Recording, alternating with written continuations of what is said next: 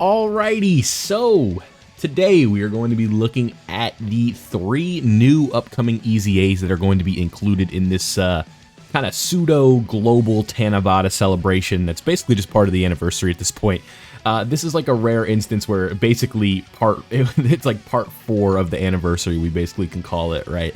But there are going to be 3 new EZAs coming out that are all very good characters. However, one of the characters, I'm sure you can like piece it together if you know how the JP schedule is not going to be running at full strength just yet, but he is still going to be very impressive, and it's 30 more stones that they are giving to all players with it, assuming that you can clear the EZA, right? So what I want to do in this video is break down all 3 of the characters. I'll show you when they are coming out. I believe it is in 2 days from now. I guess we can just pull that up now while we're here. No, not banners. Let's go to the schedule.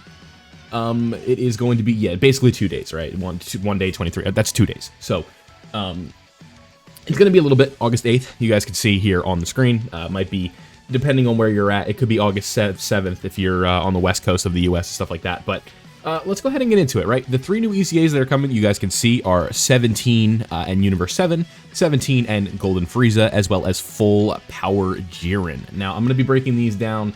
We'll save the best for last.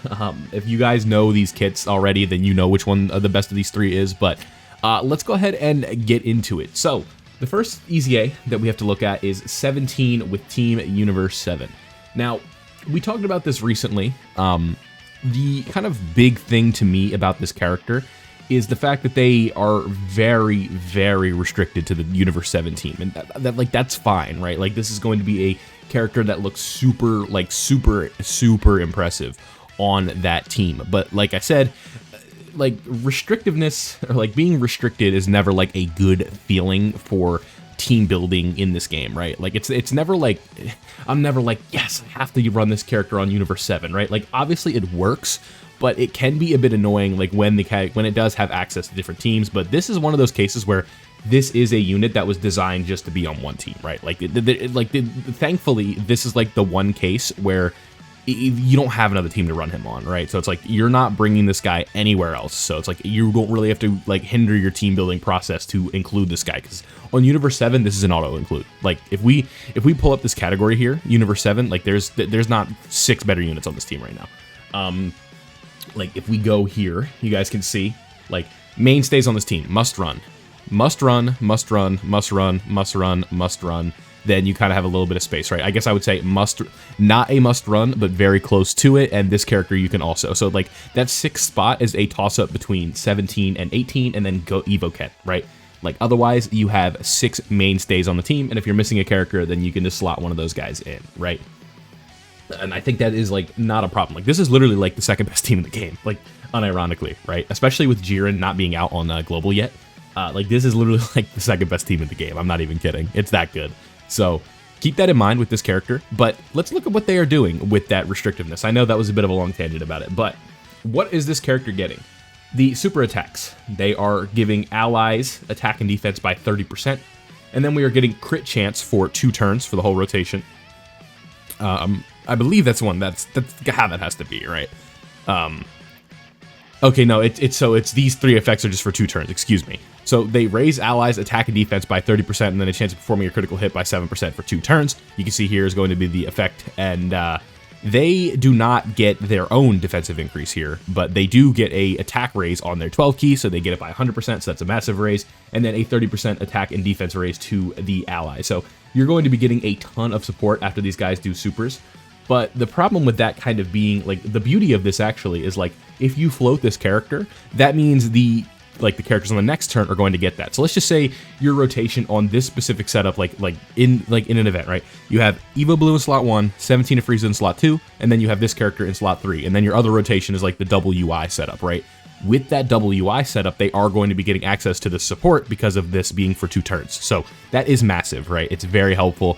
2-turn support is always good. That's what makes 17 and 18 such an underrated unit, because they are able to do things like that. So let's look at the passive. Attack and defense 177% at the start of turn. And then we have a damage reduction up to 35%, and then a critical hit up to 35% per reps of U7 category ally on the team. So that's why I'm telling you guys, you want to be running this character on just pure Universe 7, because this is just going to be innate 35% damage reduction, right? And then we're going to be getting an additional 17%. So we're already up to 52% right here, with there being 5 reps of U7. So attack and defense plus 77%, and then an additional damage reduction of 17, and an additional chance of performing a critical hit plus 17. So like I said, 52% damage reduction, 52% attack chance of performing a critical hit, and then an attack and defense raise up to, where is this one right here, 77%, right? So very good start. And then this one is a little bit annoying, but randomly changes key spheres to int key spheres when HP is 77% or less. It can be helpful in situations, but it's not like a must-have. And then an additional attack and defense plus 77% when key is 17 or more, not hard to get. And then an additional attack and defense plus 77% and launched an additional super attack when key is 22 or more. So we're 24 key hunting with this guy, and the way that this team is set up is going to be pretty easy. Plus an additional key plus 3 per rainbow key sphere obtained. So key plus 3 is massive, right? So that's 4 key per rainbow orb. And so basically you get like 3 or 4 rainbow orbs, that's a 24 key. Like you're basically guaranteed to get that, right? And then key plus 1 and attack and defense plus 7% for all the allies, plus an additional chance of performing a critical hit plus 7% per rainbow key sphere obtained. So we get 4 rainbow key spheres, that's 28% crit chance, right? So very good character. All allies key plus 7 on the active skill. When HP is 50% or less, very easy to get. If you're just running them on pure Universe 7, so you get this once, we get ultimate damage, greatly raises their attack, and then we get extra key, so that's going to be guaranteeing you 24 key for the whole rotation, essentially, with this character. So, links, don't want to go into it too much. Their best linking partner that is meta viable is going to be 17 and Fieza, as well as 17 and 18. So, there you go. This EZA is very good. I think it's probably the second best of the bunch. It's between him and Jiren, because, like, I think Golden Fieza and 17 are easily the best of this bunch, but let's go to Jiren. Now, one thing I need to mention about Jiren right off the bat is this is a very similar situation to what we saw with LR Captain Ginyu. With LR Captain Ginyu, we were kind of stuck in this conundrum where it's like, we have this character who's very impressive looking, but the issue with that character is we are going to be running a sort of like tamed version of him right now, where we can't really let him go and run at his full potential, as the game just does not, you just do not have access to the character that's going to make this character look his best, being Topo. And this is going to be the same case with this character, where we have no AGL Jiren yet. Now, when is AGL Jiren coming out? I don't know. It could be in a week. Global is very weird right now. You literally never know. All bets are off. So, let's go ahead and get into Jiren. Like I said, no Universe 11. The best unit on Universe 11 is not out yet, but it's not the end of the world. It's just like this guy. You just take the free stones and then you tuck them away until AGL Jiren comes out, something like that, right? So 18 key. We'll break that one down first. Massively raised attack and defense all for 1 turn. Causes mega colossal damage. Massively lowers defense, and a high chance of stunning the enemy. Very good, right? That's a good 18 key super attack. Doubling your attack and defense, giving the chance to stun, and then lowering the enemy defense. Very good, right? And then it's going to be the same case here with the 12 key, where we're greatly raising attack and defense for 1 turn. We're causing colossal damage to the enemy, and then we're greatly lowering the defense. So with this character in specific, this is going to be like a defensive lowering machine. And if the boss is not immune to that, I guess it helps. With this would be way better if this was attack, but an 80% attack lowering would be kind of ridiculous. So attack and defense plus 300% at the start of turn.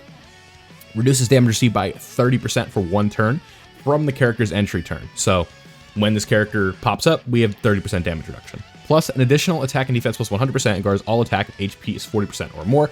That helps, but not like most cases. Like if you're going into a turn at under 30% HP, there's a greater chance that you just died the turn before because of just how hard these enemies hit, right?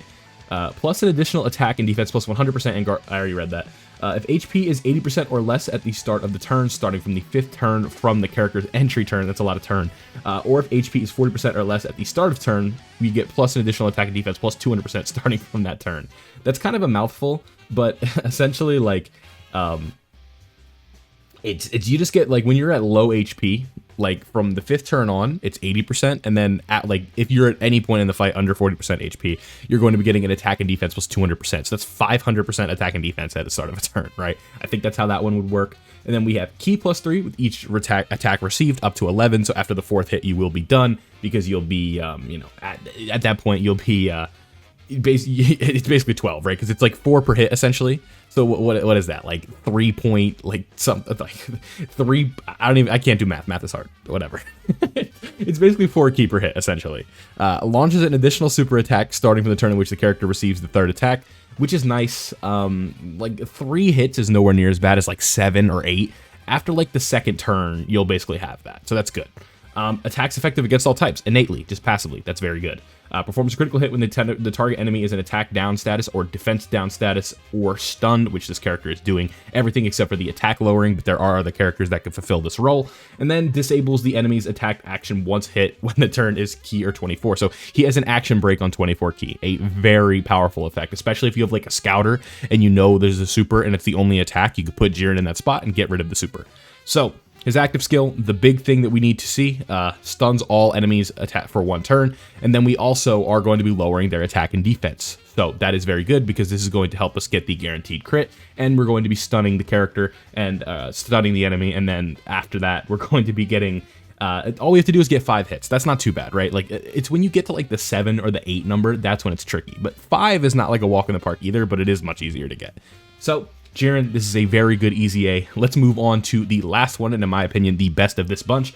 And this, in total, this is going to give us 90 stones. That is very good. 17 and Golden Fieza. So, leader skill, not really concerned about that. You're running this character on the Universe 7 team or Universal Survival Saga team, but they are not restricted to a category, which is very nice. So, the 18 key super attack effect, the ultra super attack, greatly raises attack and defense for 1 turn, mega colossal damage to the enemy, and also greatly lowers attack and defense. That is very nice. We get that once in the turn there. And then we are going to be massively raising our attack for 1 turn on the 12 key. But most of where this character's buffs are coming from supers and attacks is in the passive. So don't worry too much about those super attack effects. They're just okay, but most of the stuff is going to be coming down here. So attack and defense plus 177% at the start of the turn, key plus 7, and reduces damage received by 50% for 1 turn from the character's entry turn. Launches 2 additional attacks, each of which has a high chance of becoming a super attack. Very nice. Launches an additional super attack and a great chance of performing a critical hit when HP is 77% or less. That's not too bad. You know, you take 1 bad normal or a super kind of goes through your armor a little bit. That's easy to get to. Key plus 1 up to 7 plus an additional attack and defense plus 11% up to 77% with each attack performed. So after 7 attacks, you are fully built up with that. And then plus an additional key plus 1 up to 5 and attack and defense plus 20% up to 100% with each super attack performed. Again, that is nice, but here's the big daddy, right? This is what we want. Chance of performing a critical hit plus 17% and reduces damage received by 17% within the same turn with each attack performed. So after 4 attacks, we're up to 68%, which is probably going to be like the most common amount of attacks that you're doing, like 3 to 4. And if we get to 5, we are all the way up to 85% damage reduction. That is extremely good for like a slot 3 character or slot 2 character, especially considering that we get these attack raises. We're getting a defensive raise on the super attack. We're getting extra attack and defense up to 77%. So if we do, you know, 4, 5, 6 attacks, we're going to be getting a lot of defensive raises, and on turn, basically like impenetrable damage reduction, especially if we do like 5 attacks, right? 85% damage reduction, that's higher than like what God Goku has against movie bosses, right? Like that is really, really good. So this is a extremely good EZA. If you do not have this character Dokkan Awaken into an LR invested in, make sure that you farm up this character and get him ready to go for the EZA on the 8th. And I think that you really are going to notice how good this character is. But the active skill, key plus 7, defensive 77%, guaranteed crits for 1 turn when you activate it, and it's after 4 or more super attacks, which isn't going to be as bad as it used to be, because right here, like, this is just okay, but there are going to be a lot of cases where it's probably going to take you like 2 or 3 appearances to get that. So this isn't like an active skill like Beast Gohan's, where you just get 1 hit and you have it. Like, you can expect to always have it. That's just not the case with this character. But don't let that hinder the fact that this is like an extremely impressive character, and that this active skill is not like what they are working through. They don't need it to like thrive in their environment. So 17 of Fieza as well as 17 link up very well, and Jiren is a character that we are going to be putting on the shelf after we EZA him for a little bit, just because we are waiting for the release of AGL Jiren. We do not know when that is yet. So there you guys have it. That was a quick breakdown of all 3 of the upcoming EZAs on the 8th. This is pretty big for the game, as it's just helping us get closer and closer to that sync. So let me know what you think of these characters down below. Do you have them? If not, it's not the end of the world, but hopefully you do. If you did enjoy today's video and found it helpful or informative, go ahead and leave a like for me. And subscribe if you're new if you enjoy the content, so that way you don't miss out on any updates regarding Dokkan in the future. Thank you guys for watching, and I'll see you all in the next one.